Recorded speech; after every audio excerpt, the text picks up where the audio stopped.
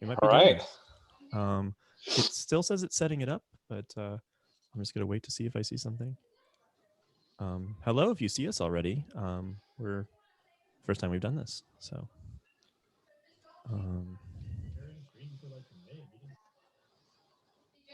You see something? We're live. I think we got a thumbs up.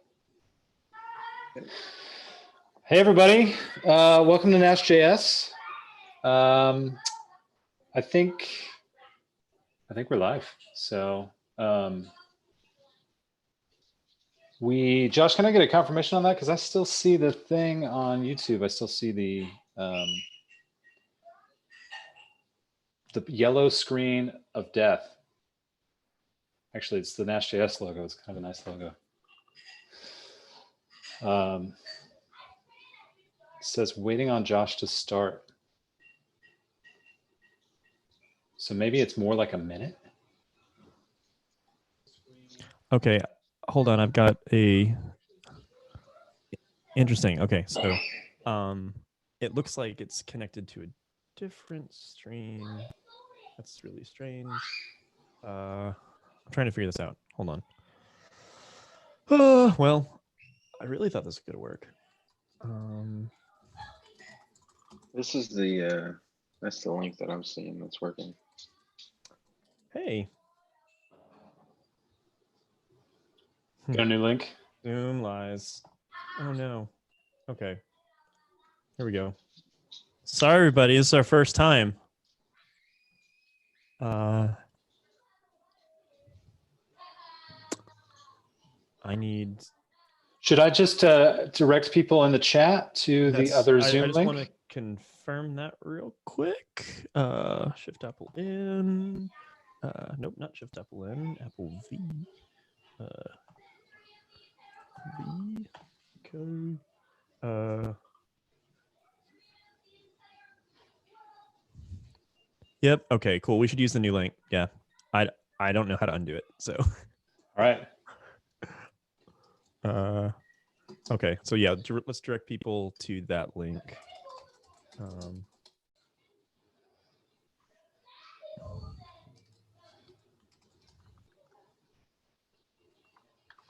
Oh yeah. All right. Can I hear my kids yelling in the back?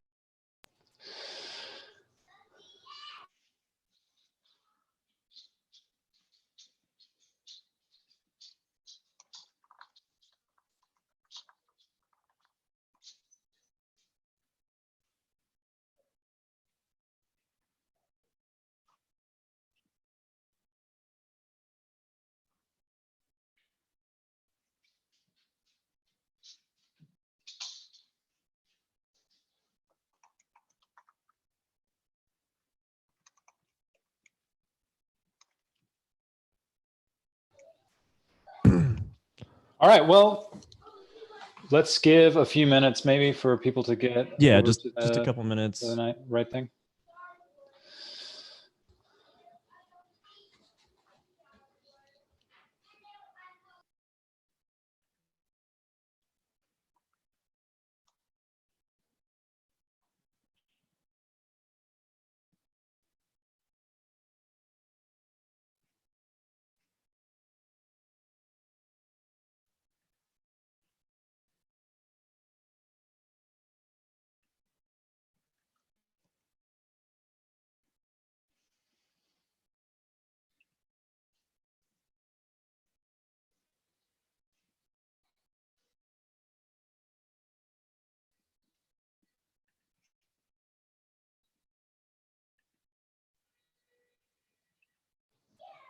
Sean, who were your influences when you were a musician?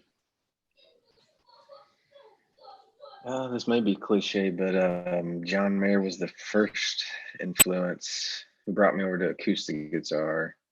Jimi Hendrix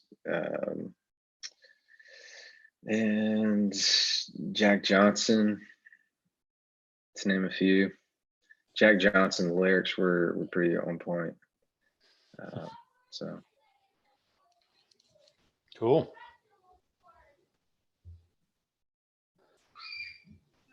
All right. Well, we're going to start probably give it one more minute here. And Yeah, like we had, we're about back up to where we confusion. were. So it looks like people are all switching over. Good. What? Trying to go back and find the announcements I was supposed to make.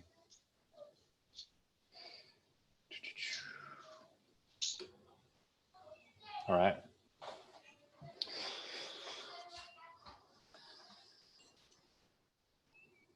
Josh, have you had to travel much during all this? Yes, actually, I probably shouldn't say this on a recorded thing, but I almost felt like patient zero because I've traveled like 8,000 miles in the last 2 months. You're patient zero. Yeah, because like I went to Seattle for a weekend in the middle of February, like right around Valentine's Day. And then from there, I went to San Francisco for a week. And then I went to New York for a week. And then I flew to Scotland, or then I flew to London, took a train to Scotland, drove all around Scotland. And then I went to Ireland, came back to New York. Then I went to Detroit, and now I'm back home. The Detroit and then back home thing, actually, I had to obey proper quarantine protocol. And so it took me almost a month longer to get home than I thought it was going to be. But Wow. yeah, I'm definitely, there's like part of me that's carrying that guilt around. Like maybe I'm patient zero. Maybe you are. Hey, everybody, welcome to NashJS.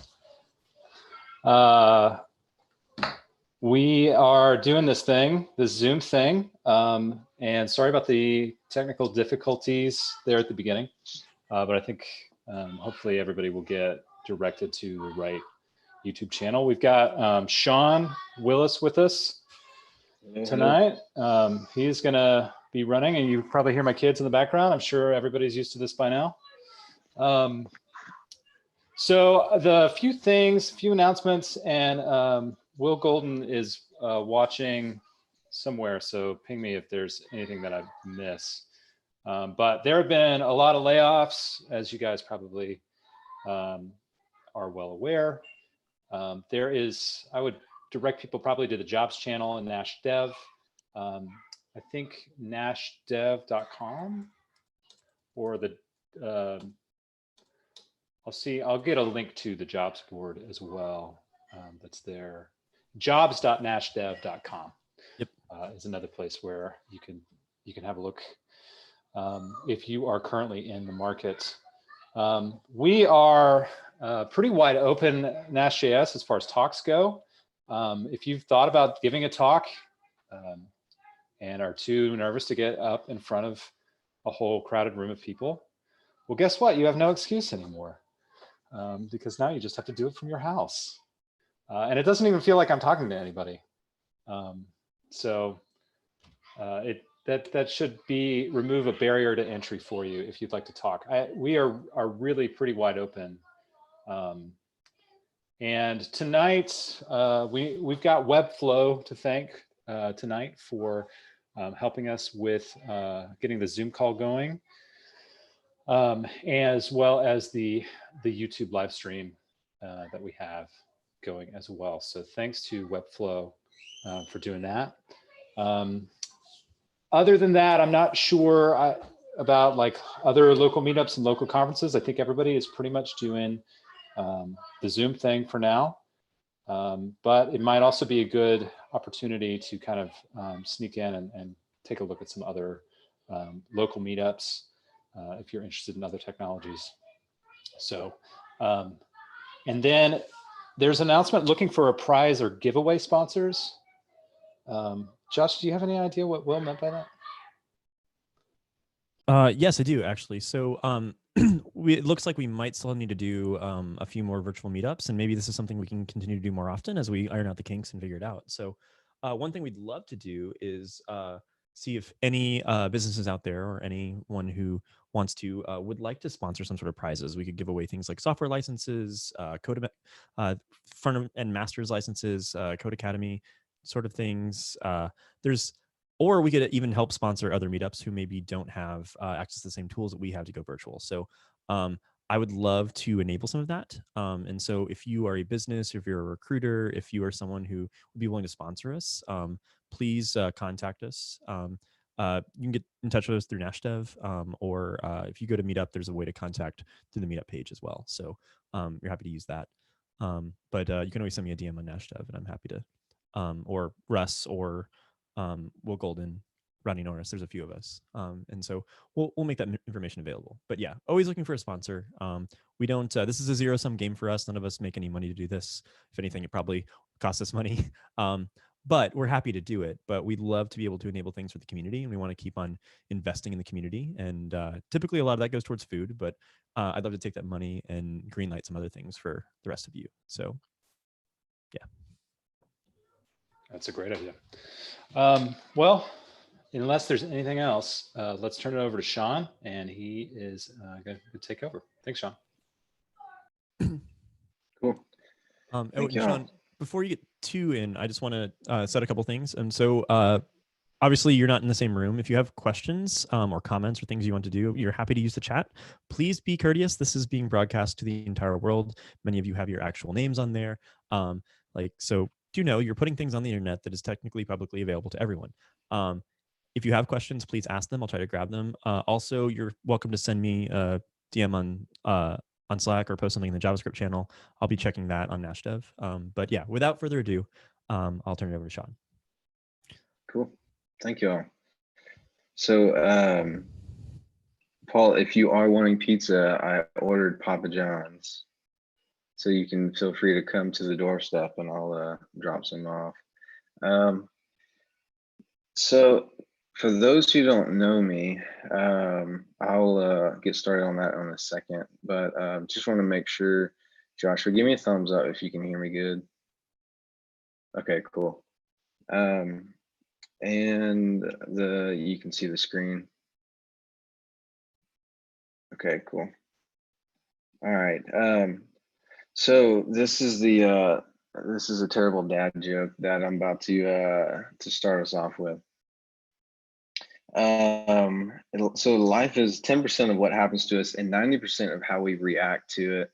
And this has taken on a new meaning for me. One, because I'm in React now, and two, I'm in a pandemic. So this is interesting times we're in right now. But I'm Sean Willis, owner of Burrow.dev community here in Murfreesboro. So the logo you saw at the very beginning is our new brand that we just launched here in Murfreesboro. So if you want to check us out on Slack, you can visit the Burrow.dev Slack workspace. I think it's slack.burrow.dev URL, and it'll send you there. That is my email if you want to send me an email, and Twitter, that is my Twitter handle. And current tech stack right now is React, TypeScript, MobX, Webpack, and Jest for testing. The previous tech stacks that I worked in, Ember.js, Ruby on Rails, Node.js, mainly a Adonis framework, if anyone's familiar with that. ASP.NET, I did some work in that backend last year. So I did a couple months in that. That was really interesting. And also a Laravel and WordPress.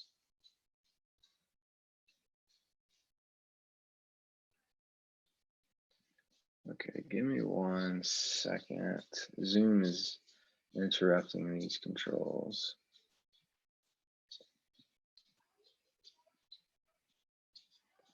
Okay, so we're going to get started with these different technologies, obviously, and React, TypeScript, MobX, Webpack. So this is for those who are really heavy into React, which I know a lot of the community here is.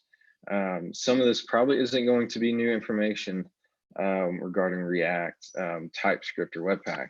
So this is mainly for beginners wanting to get in this type of technology and otherwise are not. So there's going to be some things I'll share here for beginners. For those who haven't used MobX, which I'm assuming there's going to be a lot more people that don't know MobX than React. So hopefully that'll be something for those who are familiar with React a lot. Just real quick, this is the GitHub repo that I'm going to be sharing here shortly. The way I have this repo set up is it's in different branches, so you can pull them in individually and follow along that way. If not, you can just follow along while I am presenting this. But I'm not going to do any actual live coding because putting together an app like this is definitely can take a lot of time, and it's not even really a huge app. But anyway, so to move on to React, to just introduce you to React, if you've never heard of it, I'd be surprised. But the type of understanding that you would want to know for React is that you learn once, you write anywhere. It's component based and it's declarative. For React, if you haven't used it, component based is like the bread and butter of React, where you can build some type of class or some type of module and reuse it in multiple different places. And that can be good for some, or it can be really cumbersome if you are trying to keep everything in your head. And higher order components can get pretty hefty if you let it over time with a bigger application. So component based can be good, but there are some downfalls to it. So just to touch on declarative, and for those who don't know, I am pulling this from React.js website. So this isn't anything new for those who dug into those docs, which are really good. But it makes it painless to create interactive UIs, design simple views for each state in your application, and React will efficiently update and render just the right components when your data changes. So rendering the components when your data changes is pretty important to understand as well. Another reason why React is popular is because it's not loading up everything on your website, everything in your code base at once. It's only rendering the things that you need at that time, which can make the experience a lot faster. So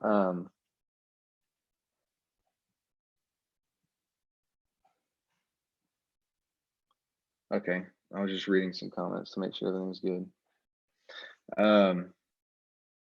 Okay, so component-based builds encapsulated components that manage their own state, then compose them to make complex UIs. So component-based, another benefit of it is you can have local state per component, or you can have also global state managing the entire app. So that's a really nice benefit. And everything, I would consider React more of a library than I would a framework. So also you learn once and write anywhere, which is true. We don't make assumptions about the rest of your technology stack, so you can develop new features in React without rewriting existing code. React can also render on the server using Node and power mobile apps using React Native. So one of the reasons why React was so popular in the beginning was because they were able to take legacy code, like old websites, and strip them away and add in React one bit at a time. And then that allowed the migration to be less cumbersome. And so, and also having the power of React Native to where you can build a mobile app that's really responsive and works really well. I haven't heard a lot of bad things about React Native. So the syntax is going to be really similar working if you're wanting to build a mobile app as well. So learn once, write anywhere is definitely true in the React world. If you aren't familiar with its ecosystem.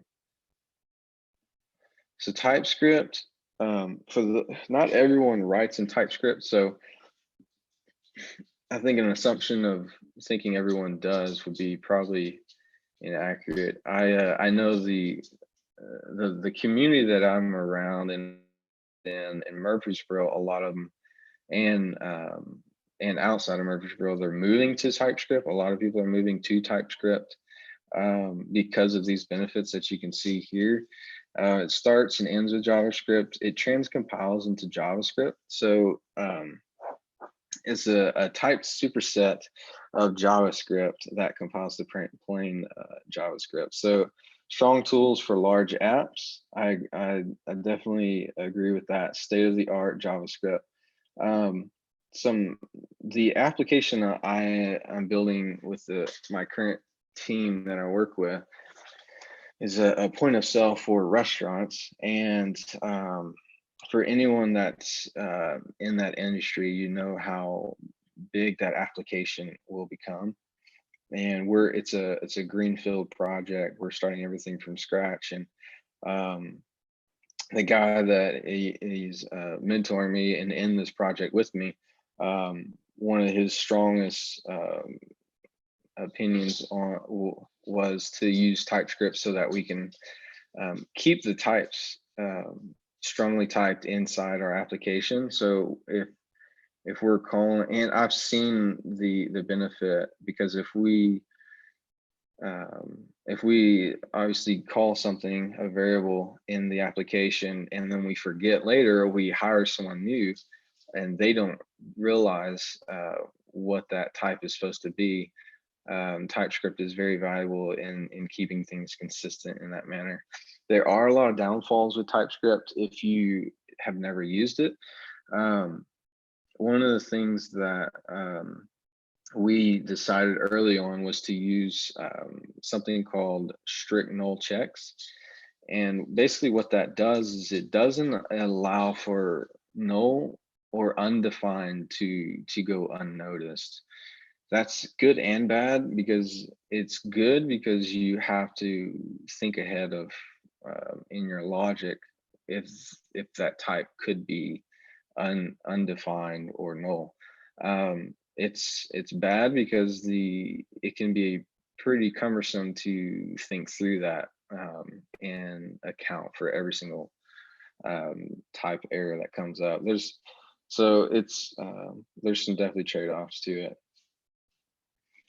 But it brings you optional static type checking along with the latest ECMAScript features. JavaScript that scales, supports ECMAScript 3 or newer, offers support for the latest and evolving JavaScript features. So to give you a short introduction to MobX, I assume not a ton of people have heard, but the popularity is growing. The concept with MobX is it's a simple, scalable state management, and our team uses it alongside with Context API for global state management, which I'll go into a little later. This is like a simple life cycle that I wanted to illustrate in MobX. So you have the actions that modify state and then update computed values, and then triggers reactions, and then you have those events inside the action. So with this, it's my first thought on MobX coming from Ember world and being really opinionated in things and looking at MobX for the first time, I thought it would be really similar to Ember's data structure, how they have their models set up, configured. The only thing that I've noticed between the two is it definitely has some similarities when you see the experimental decorators inside there. So some of the syntax looks pretty similar. And in how it's set up, which is nice if you're coming from Ember.js, which I was coming into MobX. So I was welcoming that syntax moving into MobX. So like I said earlier, MobX handles global state, or at least for our application, using Context API. alongside MobX. And then for local state, we just use MobX, use local store. And if you're wanting to dive in even more with MobX, there's a mobx-react.js.org, which is a really great resource for React specific installations, getting started really quickly with that. Here's another illustration that I wanted to share because it shows a little more in depth of what it's like to build in MobX. There's some syntax at the bottom. You can see on click this.props.todo.done equals true. The add action looks similar in the to something of Ember, and then you have an observable, which basically tracks that variable and observes like it says, and make sure that if there are any changes, that it updates that that value in the DOM. Webpack. So I won't spend too much time on this. It's just a bundle script that it bundles your scripts, assets, images, and styles. For our team, our lead developer really likes the flexibility that Webpack provides. You can really customize your scripts, your bundle, sorry, any way that you want, and there's a lot of flexibility that it provides. One of them, I think he heavily leaned on was the ability to lazy load, yeah, but there's a ton of other features inside Webpack, which I'm sure you're aware of. So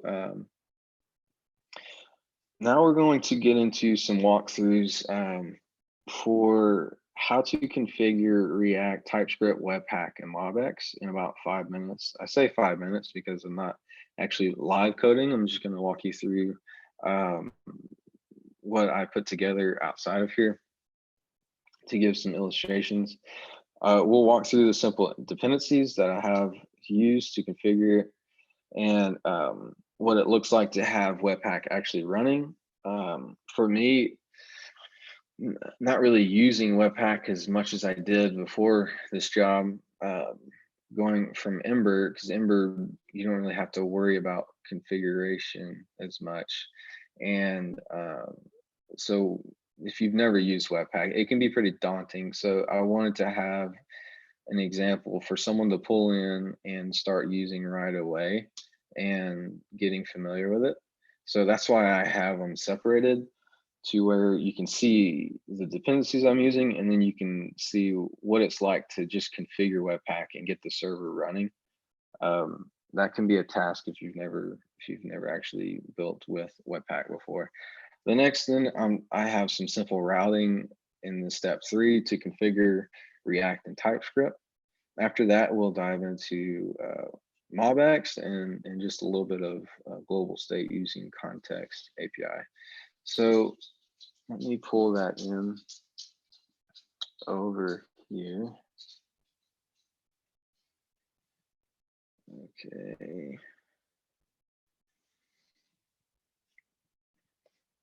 So real quick, the dependencies you can see here: MobX, MobX React, and then I won't list all of them, but you can see I have types pulled in as well. ESLint.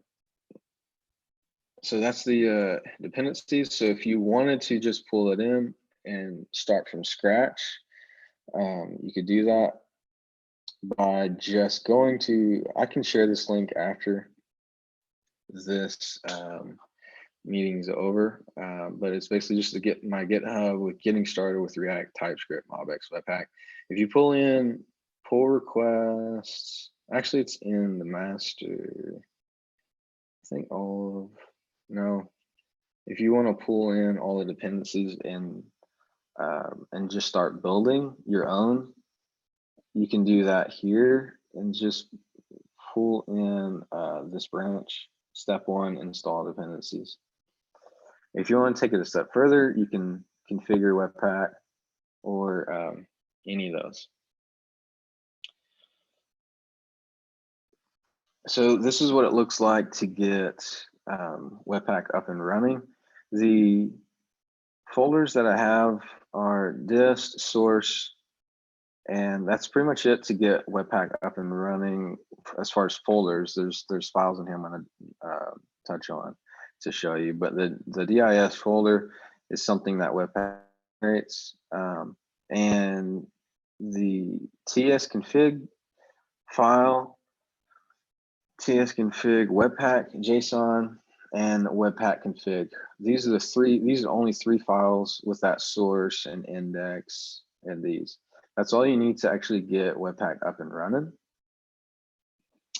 And let's dive into what that configuration looks like for mine. So I have this obviously on development mode, and we have entry set to index tsx, which is here. So if that file wasn't there, it would break it, obviously. We have it outputting to this file name inside the dist folder. So that's a folder that's generated. For TypeScript, you need this TS loader. And to have your custom configuration for tsconfig, let's see if I can zoom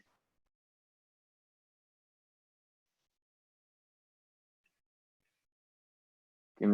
Let me know, Will, if that's better.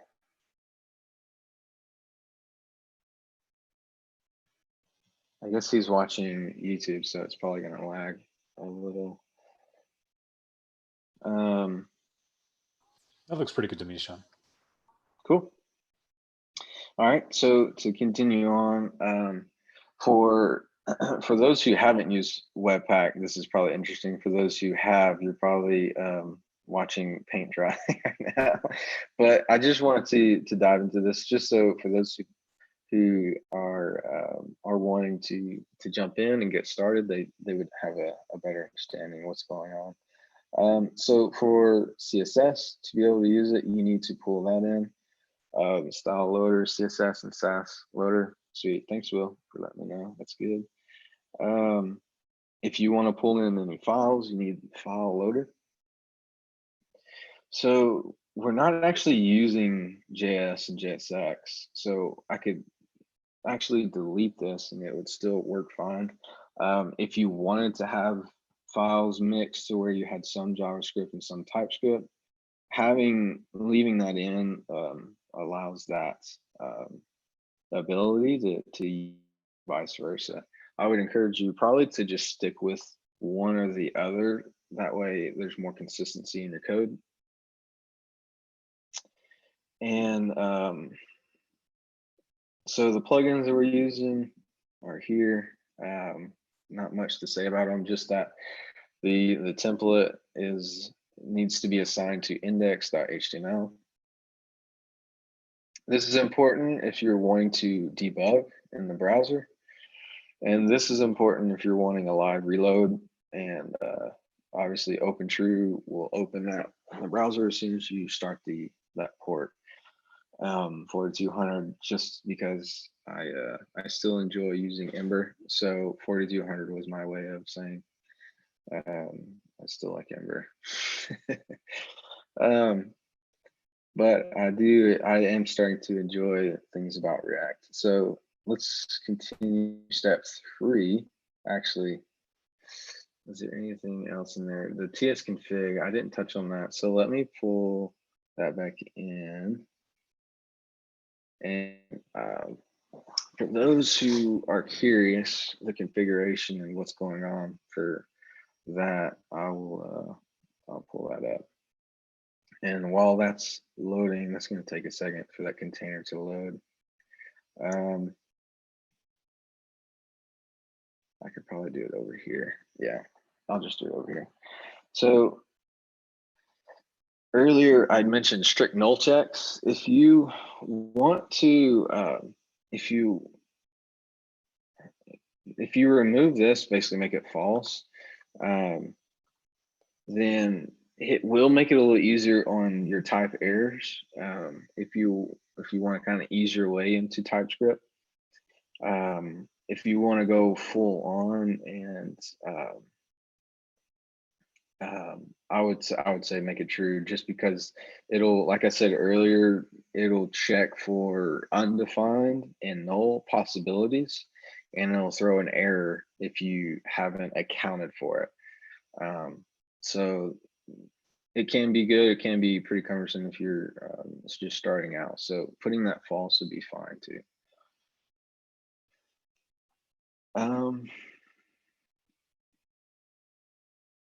So I have it set to CommonJS ES5 and React for what we're doing. And because of MobX, I included experimental decorators to true. That allows us to use that decorator inside the model class. So this is for Webpack as well.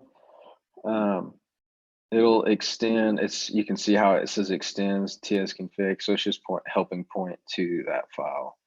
And just make sure you exclude those. I don't have any tests in here, I believe, so that's probably could be just removed. Okay, so let's continue on. It is hibernating.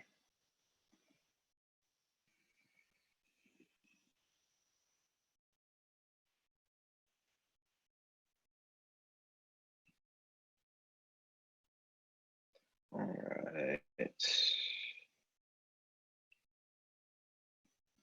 One second. It looks like.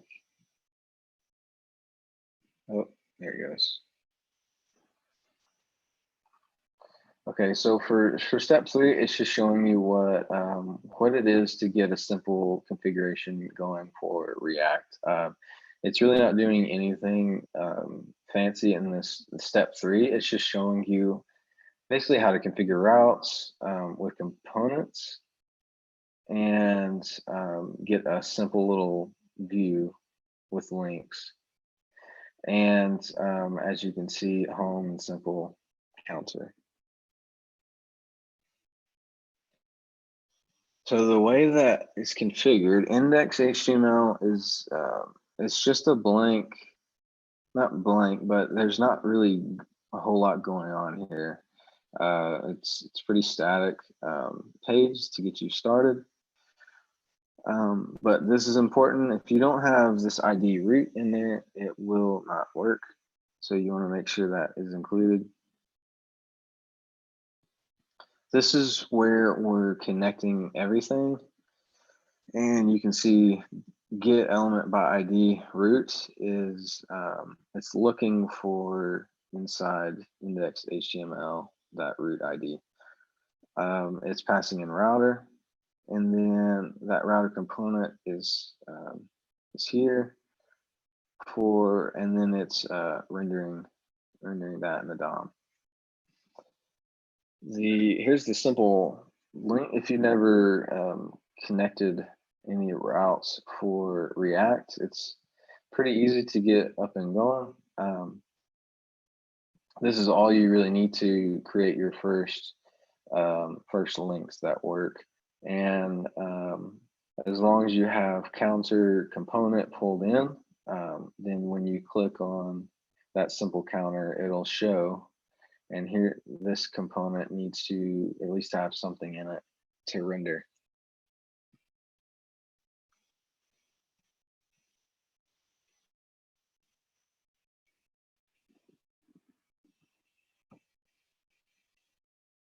Okay.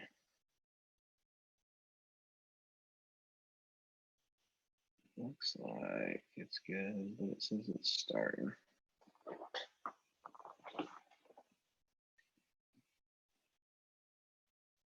Give it a second to load. Okay, so in this example, step 4, we're gonna get away from configuring React and start diving into some state management and working with MobX. As you can see, I have an extra link now for soccer players, and you can add a player and submit it to this list. And but if you change that link, all that data that was there is gone, because that is, I'll dive into it, but it's basically just local to that component. If you click on the counter, whatever state we leave it at and click away and come back, it's still being rendered the same. The reason why is because we have that configured with global state and MobX and context API together are keeping that state being rendered. All right, so let's close this out and look at the code. So nothing has changed except adding that link and then adding the component. So you can start to see patterns being formed whenever you start adding another route. Nothing in here has changed, and nothing in index HTML has changed. To start with, let's start with local state and what it looks like in MobX, and then we'll go into global state. So I'm pulling in MobX-React for local state to start it off. You use local store, and you pass in or create the different variables. You can also pass in a method that you want, and for what we're doing, I just have the team as an array, name, string, and then we're pushing basically that name into the array. And then to make that input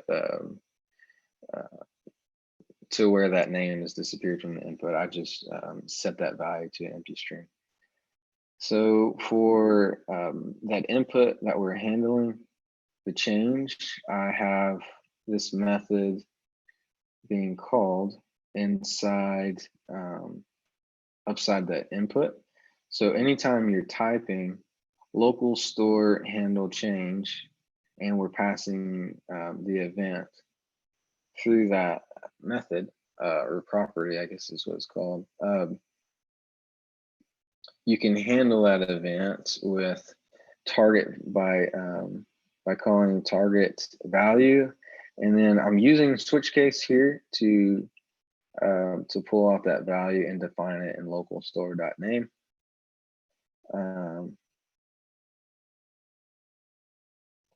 Something else you can see is local store add player method being in there. So whenever we click submit, this method up here is getting run. Something else to note with MobX is that you have to have observer wrapped around that component for it to re-render the update. Otherwise, if I were to remove this, you wouldn't see any state changes. So they work hand in hand. Another one that you can use instead of observer is use observe, and you would put it here and then wrap that in a function. And that's another way you can use it. So let me continue on. As you can see here, I just have that that team array just being displayed down here. So you can see every time I add, I push to that array, that name to that array, it's being displayed down here. Nothing super complex, but you can see how it's pretty neat to use. I actually enjoy using MobX with local state. Let's dive into what it would look like if we were to have a global state. So for this, I'm creating a store that is is basically just a class called counterstore.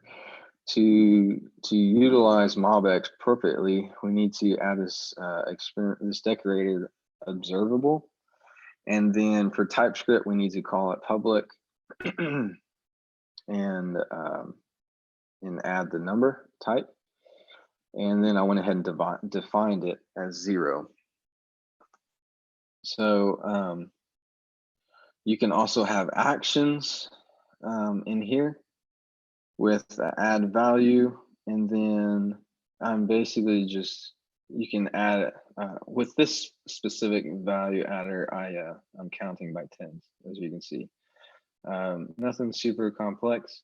The other part to context API is you have to create context and then call that new instance of counterstore, and then we will pull out counterstore context and use it inside counter component. So as you can see here, I have observer like I did previously, and then I'm using context to for utilizing the context API to pull in that globally, and then I'll access counterstore just by rendering it counterstore.counter. So that'll show, this right here should show 0. And then whenever we click it, I just have that value changing by 1 every time you click it. So you can actually change the value by a simple 2 plus signs to add 1, and then you can just decrease it by 1 as well. And then you can see how I'm calling that method add value to add 10. And then just to go back through to see how that's working. Let's see. I think that covers everything. Let me go back to, yeah, here. So just some credits. I have links referenced in here. I probably should add in the GitHub account. I didn't add that repo in here. Bradley Gore for the mentorship. Ben Awad is the one that built a lot of React TypeScript tutorials using MobX. So if you're wanting to learn more, I would click that link. I can share this slide with y'all after this is closed. Also, I would check out MobX React link. There's a lot in here that will, a lot of examples in here that will get you started. Yeah, we can go ahead and open it up for questions if y'all have any.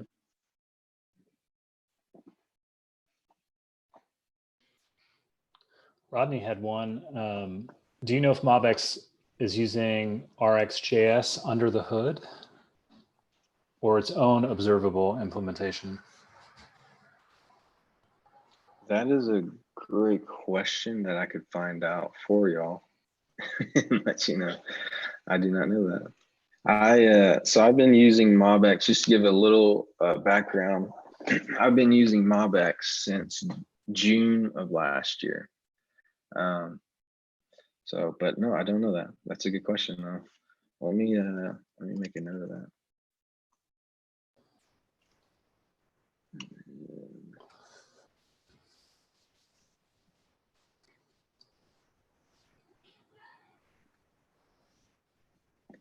Cool.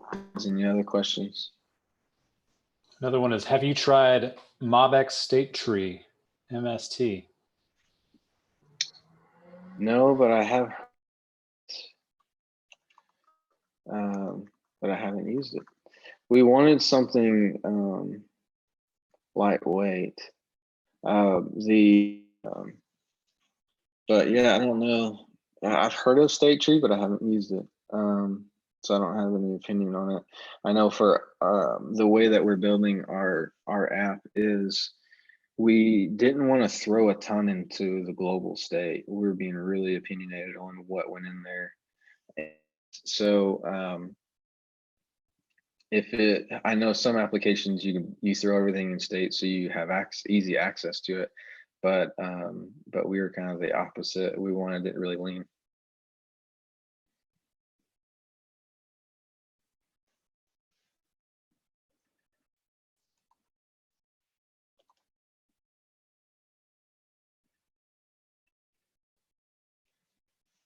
Russ, I think you're muted. I am muted. Sorry. What's been your biggest challenge getting these this group of technologies working together? Besides the obvious mental strain of configuring everything and knowing what's the best way to configure it, I think was the biggest hurdle, because in Ember, for those who don't know, theirs is a convention over configuration. So you spend 2 minutes getting your application up and running and configured. And then you go straight into producing features. So for me, it was having to make sure we structure everything and it makes sense, down to pages or components and global folders, like how we're going to name things. And I'm terrible at naming things. So it's that was one of the biggest things for MobX, specifically. The just there's a million ways to do the same thing, so you can get overwhelmed with the different options. And even in React, like going class or functional component, and yeah, it could be overwhelming at first.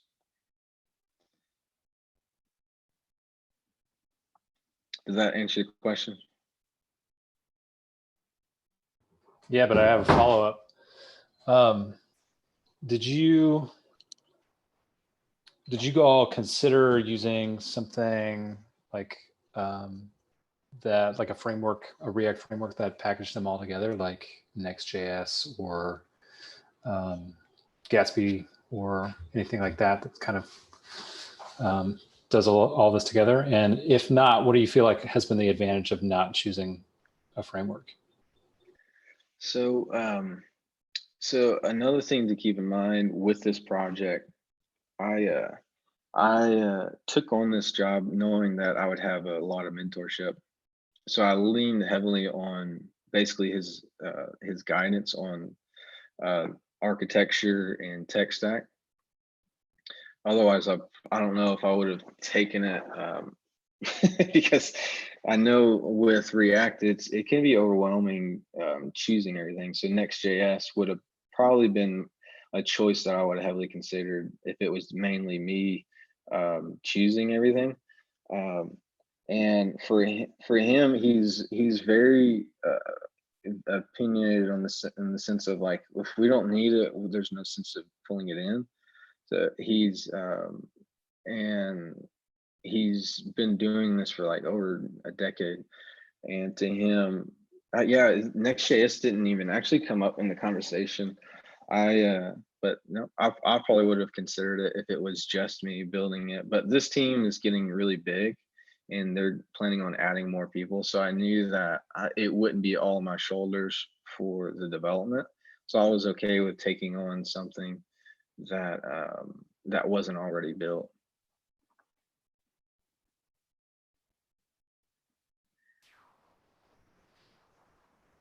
And one other thing to note is the team I came from, I was pretty much the lead developer building out all the features. So Ember was the obvious choice for me, and Ruby on Rails in the back end, because they needed features built quickly. And I had two other developers, but one of them was a back end guy who was mainly database. So I built out the functionality on the back end. He helped with data models and structuring. And then the front end, he was really good at CSS and HTML. So he did a lot of the UI work.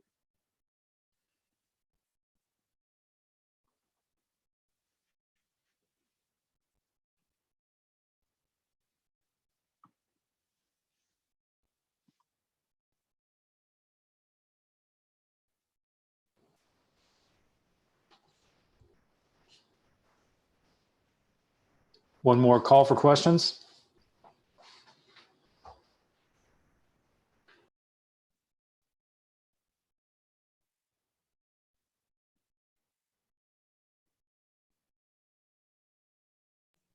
We do have a slight delay, so we have to wait a little while. It's like about 30-second round trip for everybody between what we're saying and then what you're seeing. Well, I'll leave it here until we close it out. My wife and I have already done a puzzle. Nice. My son gets so upset when we sit down to do a puzzle. He's 5 years old. He's like, no, not another puzzle.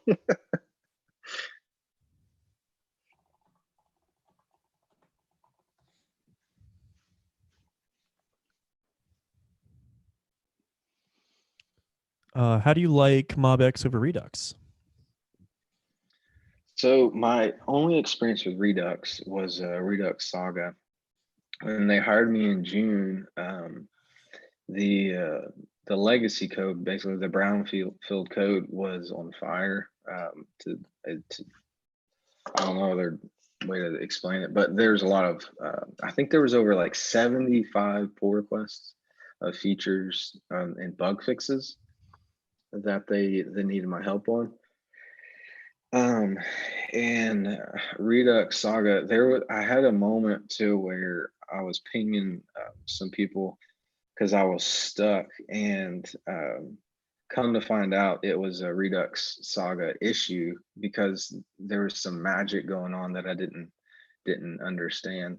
So for me, I haven't really had good experience with Redux Saga. So when I switched over to the Greenfield stuff, basically in October, I was really happy to not use Redux Saga.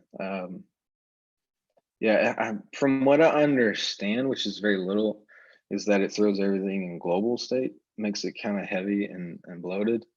But that's like me having like 2 or 3 months in it. With MobX, it makes things a lot more lightweight, and you can decide if you want it in global state or not, which is really nice. So.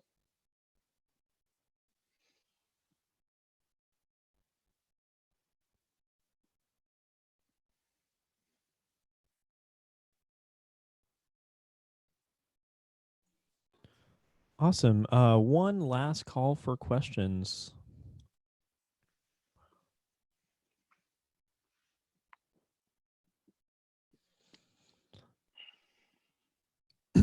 Okay, Sean, I think we might be good to go. Thank you so much for Sweet. presenting and for piling this out. Thank you, everyone who's joined us. Oh, actually, Steven's got one. Wait a minute. Have you tried XState? I have not.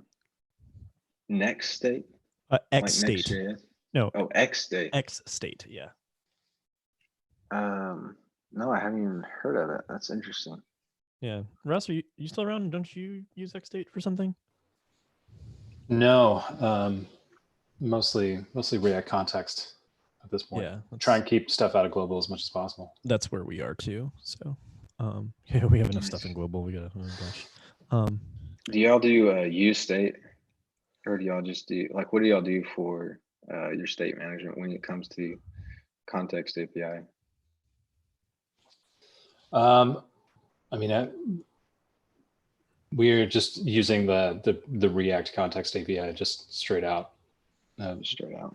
Yeah, just no kind of helpers around it. We don't have too much in it, so. Yeah, Webflow's in a weird spot because we built a lot of our core application before Redux was implemented. So we have a pre Redux implementation of Flux, and so a lot of it works very similar, and it's kind of upgraded and followed a lot of the same paths, but it's very finicky. Dan Applebaum actually wrote it while he was like kind of like doing research, trying to understand Redux and how he would launch that. And so it's really cool, but it's also kind of basically abandonware, and like it's fun, but it's ours and we love it. It's good, but we'll probably be pursuing a interesting upgrade path soon because we're starting to hit our glass ceiling. Cool. Thank you, Sean. Thanks very much. Really appreciate you thank doing you. this. Yeah, this Yeah, is thank fun. you. One thing that I did want to mention to everybody who's listening is if you have ideas for things that you would like to hear a talk given about, sometimes the hardest part about coming up with talks is coming up with that idea. So even if you don't want to give the talk, but you just want to say, hey, I really need to learn about this, please share that with us in the Nash Dev Slack, and we'll keep a note of those. Maybe create a Google form or something like that where you can submit that kind of stuff too. And yeah, we would really encourage people to jump on, and do at least a lightning talk, and you know, we could do a few of these. We could do a couple shorter ones as well. Yeah, we kind of stack them up. Yeah, and like if you're in, I'm happy to provide coaching on speaking and doing engagement like that. I work professionally as an engineering manager, and I've done a lot of conference talks myself, a lot of presentations, and so even if you're apprehensive to it, like I'd be happy to walk through that with you and do some one-on-one sessions. It's just what I do. So if I can help you, please reach out to me. Sweet. Cool. Thank you all. Yeah, This was fun. Cool. everybody stay Stay safe out safe. there. All right, Yeah. everyone, have a good night. I'm going to end the stream. Peace.